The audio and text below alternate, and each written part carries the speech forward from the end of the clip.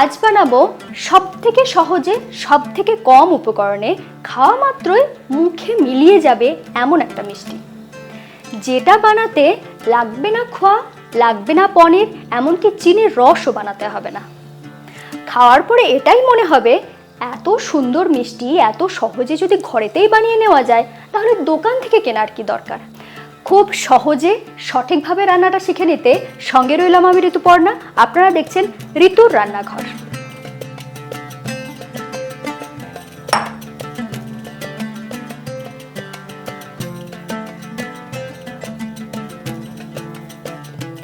আমি এখানে 2 কাপ গুঁড়ো দুধ ব্যবহার করছি।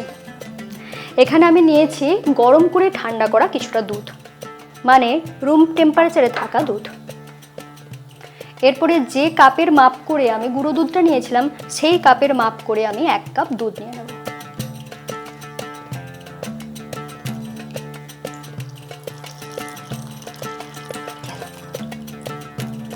এরপরে এই দুটো উপকরণকে একসাথে এইভাবে হ্যান্ড বিটার দিয়ে মিশিয়ে নেব যাতে খুব সহজে মিশে যায়।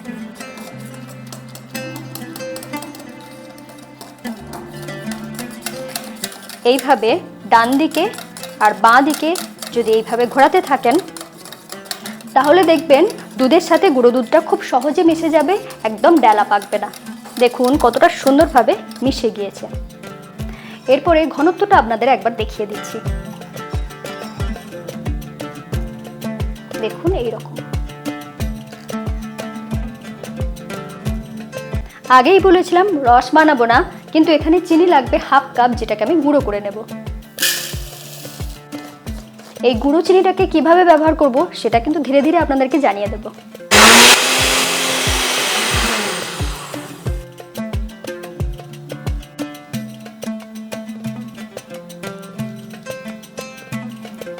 মিষ্টিটা বানানোর আগেই চট করে আরেকটা কাজ করে নেব।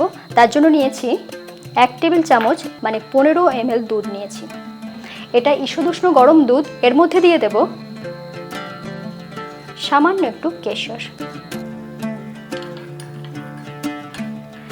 কেশরকে এইভাবে যদি গরম দুধে ভিজিয়ে রাখা হয় তাহলে রং তো ছাড়বেই, তার সাথে সাথে ফ্লেভারটাও দুধের মধ্যে চলে আসবে। তবে এখানে কেশর ব্যবহার করাটা কিন্তু বাধ্যতামূলক নয়, না চাইলে বা অ্যাভেলেবেল না হলে অবশ্যই স্কিপ করতে পারেন।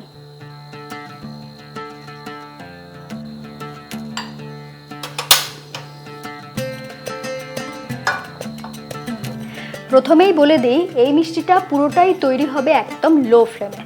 আপনাদের একবার ফ্লেমটা দেখিয়ে দিচ্ছি, দেখুন একদম লো ফ্লেমে রেখেছি। প্রথমেই দিয়ে দিচ্ছি 4 টেবিল চামচ ঘি। দেশি গাওয়া ঘি দিয়ে যদি মিষ্টিটা বানান তাহলে কিন্তু টেস্টটা অনেক বেশি ভালো হবে।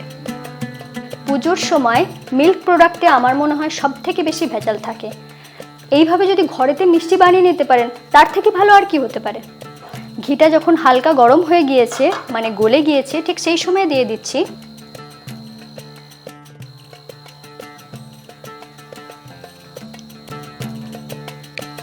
গুঁড়ো দুধ আর দুধের মিশ্রণ।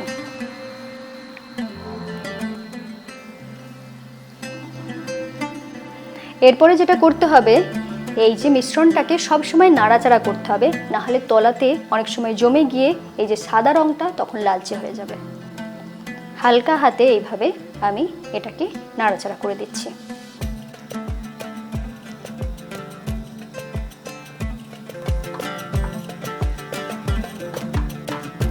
3 থেকে 4 মিনিট মতন আমি এইভাবে লো ফ্লেমে রেখে সবসময় নাড়াচাড়া করে যাচ্ছি। আস্তে আস্তে দেখুন অনেকটাই টাইট হয়ে গিয়েছে, কিন্তু আরেকটু টাইট করতে হবে। দেখুন প্রায় অনেকটাই হয়ে এসেছে। যখন দেখবেন আস্তে আস্তে মিষ্টিটা তলা থেকে উঠে আসছে তখন বুঝবেন এটা পুরোপুরি হয়ে গিয়েছে। এখন দেখুন কত সুন্দরভাবে তেল ছাড়া হয়ে আসছে। দেখুন একদম তলা থেকে উঠে আসছে, দেখলেই বুঝতে পারবেন যে এর থেকে বেশি কিন্তু করার দরকার নেই, তাহলে বেশি টাইট হয়ে যাবে।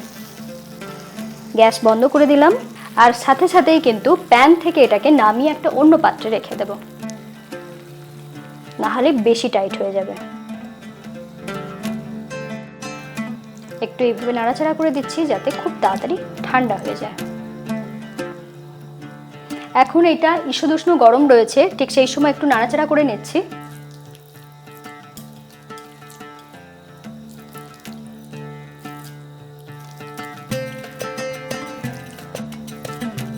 এটা যখন হালকা গরম থাকবে ঠিক সেই সময়ে গুঁড়ো চিনিটা মিশিয়ে দেব।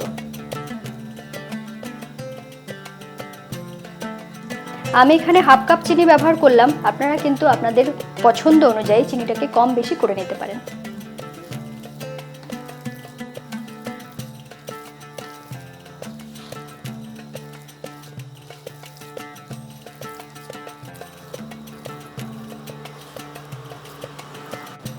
যদি এলাচের গন্ধ পছন্দ হয় তাহলে এখানে অবশ্যই একটু এলাচ গুঁড়ো ব্যবহার করবেন। দিয়ে দিচ্ছি সামান্য একটু এলাচ গুঁড়ো। দেখুন ঠান্ডা হতেই কিন্তু সুন্দরভাবে টাইট টাইট হয়ে গিয়েছে। দেখুন সুন্দর টাইট টাইট হয়ে গিয়েছে। এরপর মিষ্টিটা বানিয়ে নেব।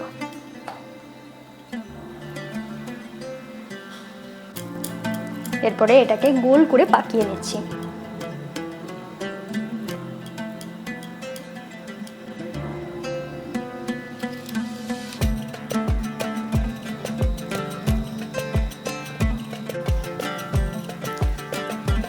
মিষ্টিগুলো চাইলে আপনারা এইভাবেই পরিবেশন করতে পারেন, তবে আমি একটু গার্নিশ করে দেবো যাতে এটা আরও অনেক বেশি আকর্ষণীয় হয়ে ওঠে।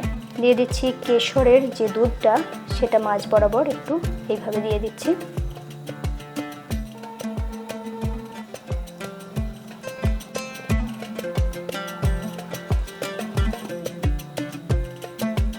এরপরে একটু করে পেস্তা দিয়ে এটাকে সাজিয়ে নেব।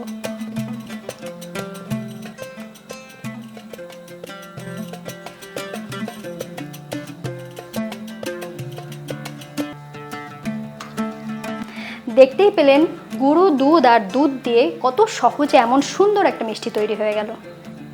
এরকম মিষ্টি খাইয়ে যে তৃপ্তি পাবেন, দোকানের মিষ্টি কিনে খাওয়ালে সেই তৃপ্তি কি পাবেন? আপনার কি মতামত লিখে জানাতে ভুলবেন না। চ্যানেলটা ভালো লাগলে আজই সাবস্ক্রাইব করে নিন, বেল আইকন প্রেস করে রাখুন। সকলে খুব ভালো থাকুন। আবার দেখা হচ্ছে এরকমই নতুন রেসিপির সাথে।